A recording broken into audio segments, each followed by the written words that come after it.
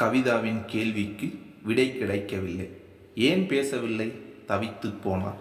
திருமணமானது முதல் 10 வருடங்களாக இன்று வரை அன்பை அருவி போல் கொட்டிய பாசக்கார கணவன் ஏன் இன்று பாராமுகம் காட்டுகிறான்?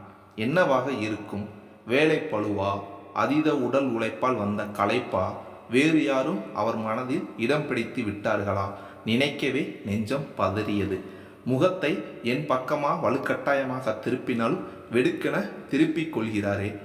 நல்ல வேலை, போதுமான சம்பளம், வேற என்னவாக இருக்கும் என்று அன்று முழுவதும் மனதை குடைந்து தள்ளியது துக்கம்.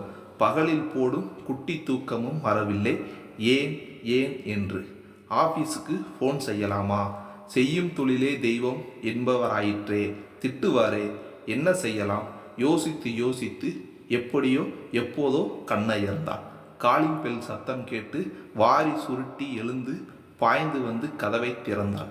கணவருடன் வேலை பார்க்கும் நெருங்கிய நண்பர் தனசேகர் தான் வந்திருந்தார்.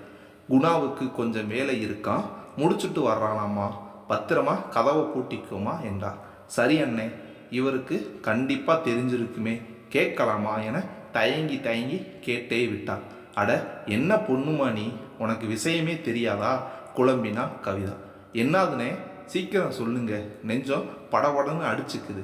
சிரித்து கொண்டே நண்பர், உன் புருஷன் இந்த முறையும் 10ஆம் கிளாஸ் ஃபெயில், இந்த முறை பாஸ் ஆகலைன்னா வச்சு செஞ்சிருவேன்னு மிரட்டினியாமே, அதான் உன் மூஞ்சில் எப்படி முழிக்கிறதுன்னு ரொம்ப சங்கடப்படுறான். என்கிட்ட ஐடியா கேட்டான், நான் சொல்லிட்டேன், பாஸா பெயிலோ சொல்லிடு, அதான் நல்லதுன்னு. வர்றேம்மான் என்று விட்டு போனார். கவிதாவுக்கு அழுவதா சிரிப்பதா என்று தெரியவில்லை.